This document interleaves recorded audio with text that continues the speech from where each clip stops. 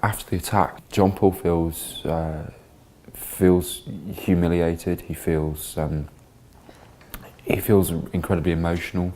He feels lost. He feels like he's questioning everything. He's not sure whether he's to blame for the attack. He's not sure whether he did something to provoke it. Society sort of isn't very much set up for men speaking, whether that's about sexual assault, rape, or general health problems. So I think when a man's had something like this happen to him, where the very essence of his maleness has kind of been taken from him, that the first sort of line of defence is silence. He's at the lowest point. He stops caring about the way that he looks. The trauma that he's been through has caused him to kind of lose sight of all the things that we do on a daily basis to keep ourselves looking and feeling good.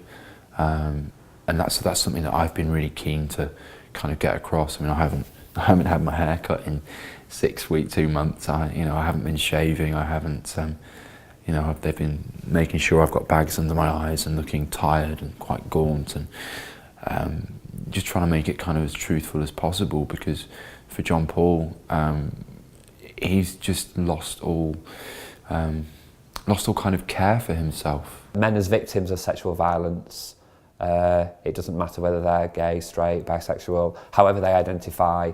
This is about a crime, and I think we have to sometimes remember this. This is about somebody or some people taking the power and control that one has over their own body. Just the two of us now, McQueer.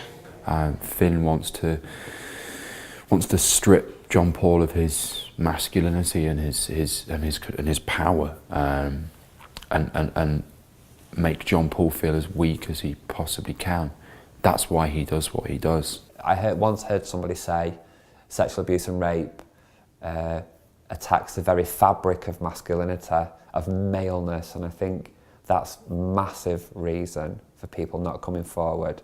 A lot of the reason I think that men don't come forward is because they don't know what support is there. They don't know what help is there. You know, if it were me and I were going through something like that, I wouldn't have known about the work that survivors do. What government are doing by announcing a dedicated fund for male services, for male survivors, it's breaking the silence, and it's making it very clear and giving a very, very clear message that boys and men are victims, and the government is aware of this, is acknowledging this, and is so providing some money for support services. If the work that we've done makes a couple of guys realise that, you know, they need to get some help and they need to get some support, then that's an incredible sort of side product of our work. What Hollyoaks is doing is it's paving the way for people to speak out. One tweet or a tweet can actually reach people. It's creating discussion, it's promoting discussion on social networks. People can help shatter the myths that are around.